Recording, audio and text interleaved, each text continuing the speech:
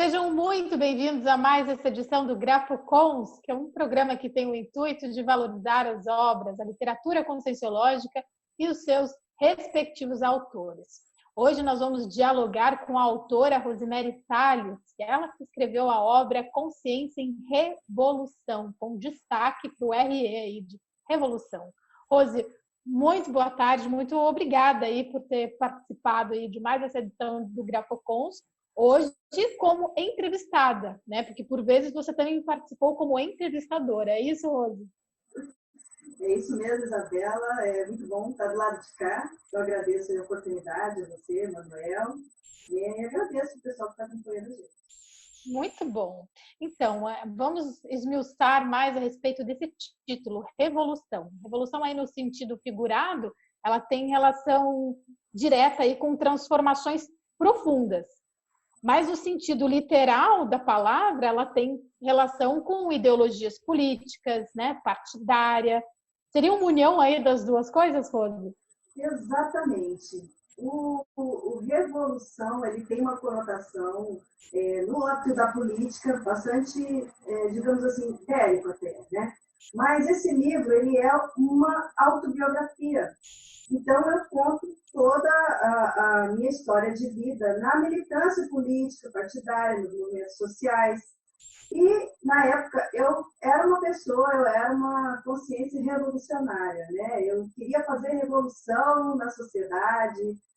E essa jogadinha do R é justamente por isso, né? É essa revolucionária que se transforma e vai buscar uma nova perspectiva de vida, né? E aí vem a evolução, né? E se reconhece enquanto uma consciência em evolução multimilenar, multiexistencial, né? Partindo do paradigma intrafisicalista para um paradigma multidimensional. Então, o título, ele também traduz um pouco do que está no conteúdo, que é justamente essa mudança de vida, essa reperspectivação, né, essa reciclagem existencial que eu passei nessa vida desde a minha juventude, que foi esse momento onde eu tive envolvida com esses movimentos sociais e revolucionários. Sim.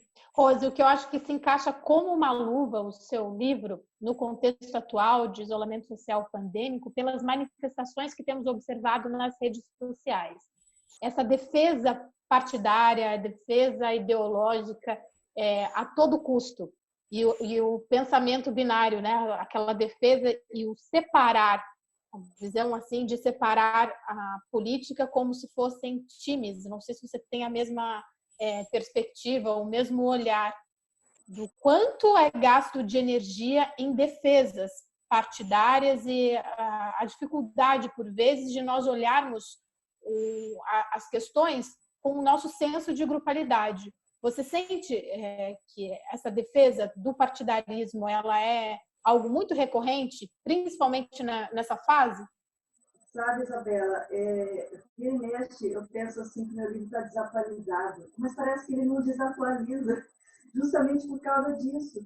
Porque o momento que nós estamos vivendo hoje, essa dualidade que você está colocando, eu chamaria de extremismo, de radicalismo, ele sempre existiu, mas não de uma maneira tão explícita e não com um engajamento e uma participação tão grande da sociedade. Então, no momento que eu atuava, nós tínhamos um radicalismo, nós tínhamos uma visão de vida estreita, digamos assim, como que eu vou dizer, focada ideologicamente numa linha.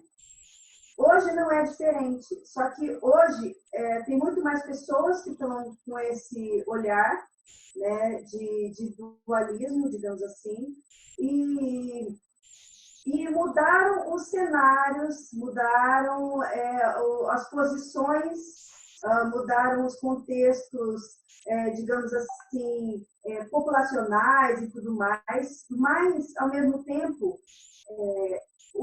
a ideologia ela tem essa característica de você ver o mundo sob um determinado prisma. Então, quem tem um prisma direitista não consegue entender o lado do esquerdista e vice-versa, porque a pessoa ela já tem um foco, ela tem uma maneira de pensar que está alinhada com determinadas ideias. No caso, né, no meu caso, pessoal, tinha muita relação com o marxismo, porque a gente vinha de uma experiência de militância esquerdista que naquela época era muito mais acentuada, né?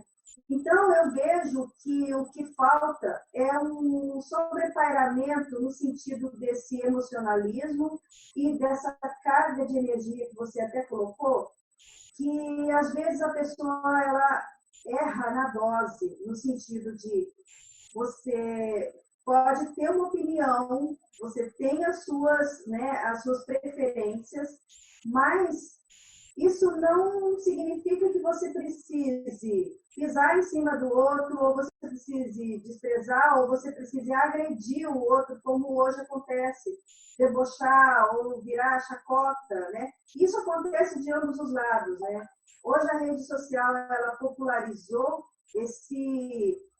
essa manifestação que, por um lado, é excelente, as pessoas têm hoje muito mais visibilidade nas suas opiniões, mas, ao mesmo tempo, elas também têm são mais visíveis e, energeticamente, também é mais perceptível. Então, eu acho que todo o processo ideológico é isso, é você não conseguir fazer o sobreparamento no sentido de você ter a sua opinião, mas isso não afetar as suas relações e isso não afetar energeticamente a posição contrária ou oposta. Certo.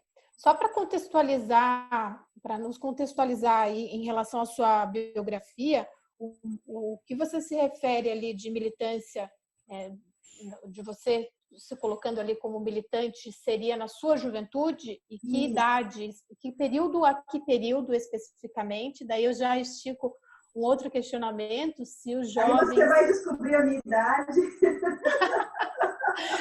Mas não tem, né? Na época da juventude, quando eu entrei para a faculdade, então no início eu não me envolvia muito, né? Eu era daquelas alunas tímidas e tal, mas aí com o tempo eu fui chamada para uma reunião para participar da formação de uma chapa para o DCE, o Diretório Central de Estudantes. E entrando no diretório, eu comecei a me envolver com pessoas que estavam ali também, estudantes, mas que tinham uma vinculação com o PT, que na época era um partido muito pequeno, isso foi em 86, 87, era um partido que estava se preparando para lançar o Lula pela primeira vez candidato a presidente. Então, quando eu entrei no PT, eu cheguei a participar de reuniões onde estavam discutindo sobre a filiação, sobre a candidatura ou não do Lula, como que seria. Eu nem conhecia Lula, nem conhecia direito como que eram, né? As questões assim, políticas, eleitorais, não era a minha realidade.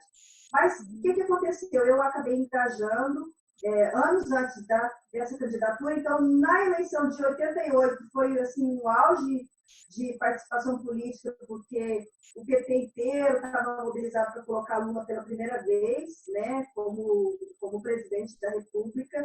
Dali para frente, eu fiquei alguns anos no PT, até eu divergir de alguns posicionamentos ideológicos mesmo, e eu me afinizei, então, com a ala mais radical e eu fui para o PSTU, que é o Partido Socialista dos Trabalhadores Unificados, que era uma ala super, ultra radical dentro do PT.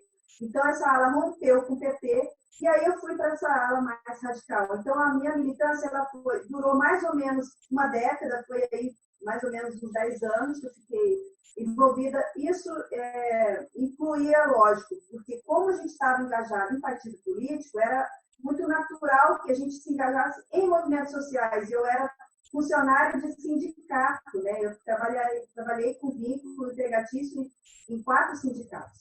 Então, esses sindicatos, eles também tinham uma ideologia. Então, a gente participava de movimentos sociais, movimento sem terra, movimento comunitário, a favor do negro, a favor das minorias, movimento feminista. Então, assim, tinha todo um contexto de vários âmbitos de manifestações, de mobilizações e de encontros e reuniões para se debater mesmo temas ligados principalmente à questão do marxismo ou a questão das diferenças de classes sociais, né? Então, toda a minha trajetória na militância, ela tem relação com essa atuação política do PT e do PSTU, mas engajada com vários outros partidos, porque nas eleições a coligação era com o PSD, com o PCdoB, com o PCB, com o PSB também. Né? Esses partidos que eram mais assim, à esquerda, naquela época era muito mais caracterizado como esquerda do que realmente é hoje, né? Até existem autores que divergem, que hoje dizem que não existe mais direita e esquerda, mas naquela época era muito bem delimitado. Então, esses partidos todos políticos de esquerda era o que a gente coligava. Então, era o nosso grupo. Então, todas as mobilizações que tinham, lutas, greves gerais, alguma luta específica em favor de alguma categoria, a gente reunia todos esses partidos, todos os movimentos. Então, não era só uma participação dentro do partido político, era dentro do movimento sindical, dentro do movimento estudantil, dentro dos movimentos sociais. Então, foi um período, assim, eu fiquei até, eu saí do movimento, foi em 94, 96 mais ou menos, foi que eu saí da militância, desfiliando, né? Eu saí realmente do meu envolvimento com esses movimentos. Então, eu não cheguei a acompanhar quando realmente o PT começou a governar de fato. Lula foi eleito, então eu já estava fora assim, há alguns anos. Então, e qual a razão principal que você atribui aí a essa ruptura, a essa saída da militância? Isso, eu tinha um namorado que eu era assim apaixonada por ele, grande amor da minha vida. Ele ligou para mim falando, olha, vamos morar junto? E eu naquela crise, né? Como assim morar junto? Eu morava sozinha, né? Aí eu falei assim, poxa, eu feminista, vou perder todas as minha identidade, a minha independência, como é que é isso? Fiquei numa maior crise. E aí falei para ele, vamos começar. Vem aqui. Aí eu falei para ele ir na minha casa, ao invés de eu ir na casa dele. E aí, no caminho, ele, vindo para minha casa, ele sofreu um acidente e ele morreu, faleceu. Então, para mim, aquilo foi um choque, um trauma muito grande. Trauma mesmo. Porque imagina, a pessoa te chama para morar junto, e aí, no meio do caminho, a pessoa morre. Eu fiquei, assim, muito impactada com isso, fiquei muito mal, tive, assim, sabe, fui procurar ajuda psicológica porque eu tinha medo de morrer. Então, eu fui me tratar para eu superar o medo de morrer, para eu poder conseguir me suicidar, para você ver o nível de desespero que eu cheguei, assim, de desestruturação emocional, né? Então, depois disso, a minha irmã tinha uma amiga que levou o curso de Conscienciologia para a cidade onde eu morava, que era Campo Grande, Mato Grosso do Sul. E aí a minha irmã falou, não, vamos lá assistir, porque eles falam desse negócio de vida após a morte. Aí eu falei, opa, será que eu posso me encontrar com ele, sair do corpo e ir lá me encontrar com ele? Então, eu fui assistir a primeira atividade que teve lá, justamente com esse intuito. Eu queria sair do corpo para eu poder me encontrar com ele, saber como que ele estava, como é que é, existe vida após a morte? Como é que isso funciona? Né? E aí, essas eram as minhas dúvidas. E quando eu cheguei, foi tudo muito familiar para mim, aquelas ideias todas, aqueles conceitos. Aí eu falei, não, eu quero sair do corpo, eu quero encontrar com essa pessoa. Né? E aí eu comecei a estudar a Conscienciologia e Projeciologia, mas eu continuava no PSTU, no partido, porque eu achava que eles eram conciliáveis. Eu estou estudando, uma coisa é quando eu saio do corpo. Outra coisa é, aqui nós temos uma diferença social, aqui nós temos pobreza, aqui nós temos violência, e é necessário partido político para poder, né, levar propostas para a sociedade para resolver isso. E isso se dá através da revolução. Né? Então, para mim, não existia negociação, era uma opção factível na época. Então, enfim, depois de um tempo é que eu comecei a ver as incoerências que tinham entre esse pensamento intrafisicalista, e aí sim eu optei por desfiliar do partido e romper, não com as pessoas, tem amigos assim queridíssimos, mas com as ideias e com o que eu ia fazer dali para frente com a minha vida, que era me dedicar aos estudos da Conscienciologia, né, e deixar escritas as minhas experiências sobre, né, essa vivência toda aí na área da política. Muito bom. E, Rose, a tua obra, assim como os demais livros aí da Conscienciologia, eles são alicerçados pelo paradigma consciencial. E um dos itens do nosso paradigma consciencial, do paradigma da consciência, é a multiexistencialidade. Chegou a estudar, no teu processo aí de autopesquisa, em vidas pretéritas, algo que relacione a esse militarismo na juventude? Eu tive algumas experiências, retrocognição lúcida, integral, assim, eu posso dizer com certeza absoluta, eu não tive. Eu tive flashes de experiências onde aquilo era muito real dentro de mim, onde eu, tanto acordada na TENEPS, quanto durante o sono, voltar com aquela sensação de flash retrocognitivo, isso eu tive. De ter sido homem, de ter exercido poder, de ter... Uma das retrocognições eu coloco no livro, que foi um insight de retro, mas eu me vi entrando num lugar, tipo, num casarão, um castelo, um lugar enorme, onde eu estava planejando uma guerra. A gente estava lá fazendo, sabe aquelas estratégias, como que a gente ia atuar? Então, isso foi bem nítido para mim. Mas o professor Valdo Vieira, ele já me indicou algumas coisas da minha vida passada que tem relação com o Egito, na época em que ele foi iniciado, né, junto lá com o Eurípides Barçanufo. Naquela vida, né, eu fui contemporânea dele, eu já estava envolvida com política, segundo ele. Então, isso tem alguns milhares de anos.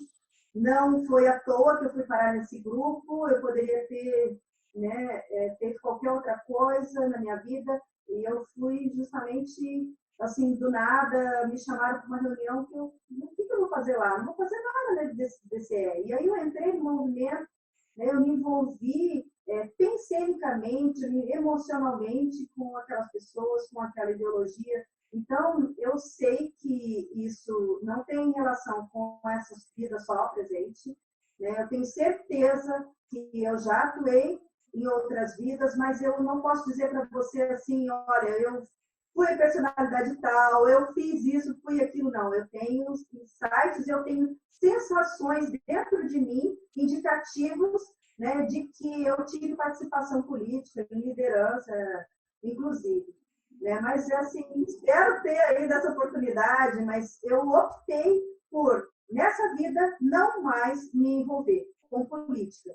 Né? Então, assim, hoje minhas metas elas são na área da escrita. Eu quero escrever mais livros, publicar mais livros, ajudar as pessoas a escreverem livros, porque a informação que está no livro, ela faz muito mais a consciência política nas pessoas do que o que eu fazia na militância. E essa consciência, ela é a partir do paradigma consciencial. Então, vai abranger todo esse contexto multiexistencial, né, multidimensional, que a gente está imerso, que a nossa vida está permeada. Mas eu penso que talvez numa próxima vida eu ainda vá voltar para poder resolver as tendências que possam ainda ter, mas nessa vida eu me sinto já assim, liberada. Eu acho que esse livro, Consciência e Revolução, ele teve esse papel de mostrar como era a atuação política no âmbito dos bastidores da militância política esquerdista, radical, revolucionária. Né? Como que se davam essas essas atuações. Então, esse detalhamento todo foi o que eu quis deixar no livro. Olha, era assim que funcionava, né? Mas, veja bem, hoje eu penso diferente. Hoje, eu penso que a revolução ela é mais intraconsciencial, ela é do íntimo. Você melhorando, você melhora os ambientes, você melhora ao redor, você melhora a sua metodologia, você se melhora para fazer uma assistência, né, mais qualificada para as consciências. Então, a consciência política, hoje eu penso que ela vai mais no âmbito da parapolítica. E aí extrapola um pouquinho a visão estreita que eu tinha na época. Sim, agora para esse salto tão grande, porque é um salto muito grande, né, da militância para a assunção de responsabilidades muito sérias, mas não só na autoria. Anos, não foi de um dia para o outro. Sim, mas que é muita, o salto é muito grande. A transformação, o que eu fico imaginando é que por vezes algumas consciências ou nós mesmos em vidas pretéritas precisaríamos de vidas e vidas para conseguir fazer uma reciclagem que foi oportunizada em apenas uma vida. Eu coloco pela seriedade do processo de reciclagem, porque foi todo um grupo, né? Quando a gente recicla algo, não é só aquela consciência, é todo o grupo intra e extrafísico que é convidado ao processo de reciclagem também. Você atribuiria, aí que está a pergunta, você atribuiria esse processo, esse salto muito importante que você deu e todas as consciências que te acompanham também deram, ou pelo menos parte delas, ao curso intermissivo? Eu penso que sim. Eu acho que o curso intermissivo foi o grande demarcador, né? Inclusive, eu entrei na militância, mas na minha juventude, antes mesmo de entrar para a faculdade, eu já tinha experiência fora do corpo, eu já tinha experiência com o parapsiquismo, eu com a minha irmã, a gente treinava telepatia uma com a outra, a gente conseguia ler o que a outra estava pensando, a gente treinava isso. E eu tinha essas ideias, algumas dessas ideias já inatas. Mas eu não sei até que ponto eu fiz um desvio de ProEx, né? Ou eu me programei para estar naquele grupo, isso eu não tenho ainda a resposta, né? Se realmente foi um desvio ou não de ProEx. Mas o que eu penso é que essas ideias, as ideias avançadas da Conscienciologia, a partir do curso intermissivo, elas realmente fizeram algum efeito na minha vida, ao ponto de eu realmente me integrar e me reconhecer, né, com o grupo evolutivo como uma intermissivista, né, com ProEx a cumprir e tudo mais. E eu penso que esse momento de militância que eu tive, esse período aí, essa década, ela teve uma importância, sim, na minha vida, ela teve uma importância na vida de muitas pessoas com as quais eu tive relações, inclusive com essa pessoa que dessomou, né, que era meu namorado. Mas também eu não sei se eu consegui resolver tudo que eu tinha que resolver com política, porque eu também acho que ainda tem pendências, que é justamente o exercício da política, digamos assim, cosmoética, que eu não exerci nessa vida, estando na militância. Então, ali a realidade ela era totalmente intrafisicalista, vendo as injustiças sociais da humanidade, e isso era uma coisa que mexia muito comigo. Então, eu estava no movimento porque eu queria fazer assistência. Era o meu jeito imaturo de fazer assistência. Então, eu pensava que eu estava ajudando as pessoas. Se elas se conscientizassem de que elas eram a maioria da sociedade, era simples. Então, vamos juntar todo mundo, vamos tomar o poder e vamos mudar a sociedade. Né? Isso melhoraria as condições de vida para todos. Então, isso era o meu senso assistencial naquela época. Era como eu pensava que era fazer assistência, até eu entender, né, que a assistência é muito mais profunda do que isso. Então, eu penso que foi importante, uma etapa importante na minha vida, tanto é que esse livro está aí justamente para poder, né, deixar aí um exemplo, né, de uma experiência nessa área. Acho que ainda tem coisas para resolver na política. E penso que talvez hoje, assim, eu consiga ver de modo diferente o que está acontecendo nessa fase da pandemia que a humanidade está passando, justamente porque eu tive essa experiência Então, eu consigo olhar as manifestações da ala mais radical opositora ao governo e entender o raciocínio, eu entendo o sentimento, porque eu tive esse sentimento. Eu sei o que as pessoas pensam, eu sei o que elas sentem, eu sei o que elas almejam, eu sei a intenção que elas têm dentro delas. Mas eu consigo ver o outro lado, porque como eu consegui sair da ideologia, eu consigo ver de fora. Então, eu também consigo ver e eu consigo sobrepairar. Isso não significa que eu não tenha as minhas opiniões pessoais, que eu não tenha os meus posicionamentos, mas eu consigo não me alterar emocionalmente nem com a ala radical opositora, nem com a ala radical que está hoje no poder.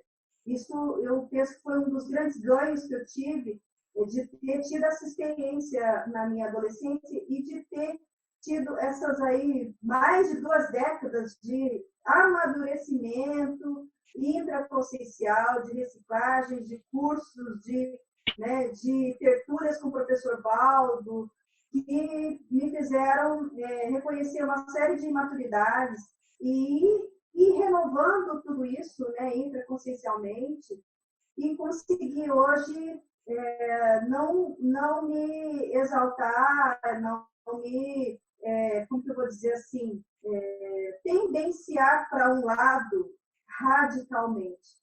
Então, eu vejo o lado bom e o lado ruim de ambos os lados. E isso eu acho que foi um grande aprendizado, isso eu acho que é uma coisa que me traz uma certa maturidade que está baseada na experimentação, né? Então, Sim. essa experiência me deu condições de conseguir enxergar os dois lados, sem me manifestar publicamente, né?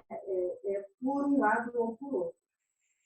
E o que você deixa claro na sua manifestação, na sua obra e também na forma como você se manifesta, é que sempre é possível ressignificar, né? Nossa capacidade de ressignificar independentemente do contexto em que estávamos.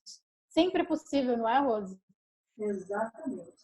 Essa revolução consciencial é isso, né? É a capacidade de você fazer a revolução dentro de você. Você se virar do avesso, você se entender em todos os ângulos, né? De cima para baixo, de baixo para cima, fora do corpo, dentro do corpo, se manifestando com as pessoas. Então, quanto mais a gente vai se conhecendo, mais a gente vai vendo aqueles trafares, né, estagnadores ou regressistas, e mais a gente vai mudando. Então, a revolução consciencial ela é essa capacidade, essa habilidade da pessoa virar a mesa, né, dela fazer com a vida dela, né, uma mudança tão significativa que a gente chama de revolução por causa disso, né?